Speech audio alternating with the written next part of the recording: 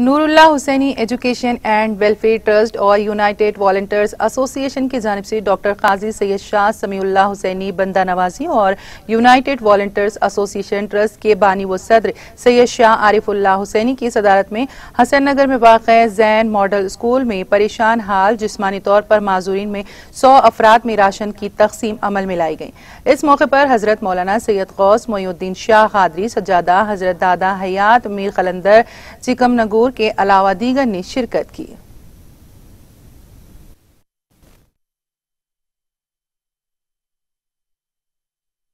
और United volunteer association की तरफ से हसन नगर जैन मॉडल स्कूल में आज तकसीम करने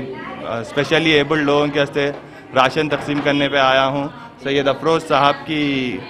रिक्वेस्ट पे, जो तेलंगाना वेलफेयर डिजेबल सोसाइटी के हैं, तो इनकी रिक्वेस्ट पे आज यहाँ पर हम लोग तशरीफ़ लाए हैं और 100 मेंबर को राशन डिस्ट्रीब्यूट करें रमज़ान का। ये तकरीबन पूरे हैंडीकैप लोग थे जो आज का प्रोग्राम था हमारा। अल्हम्दुलिल्लाह हम 6 साल से प्रोग्राम्स कर रहे हैं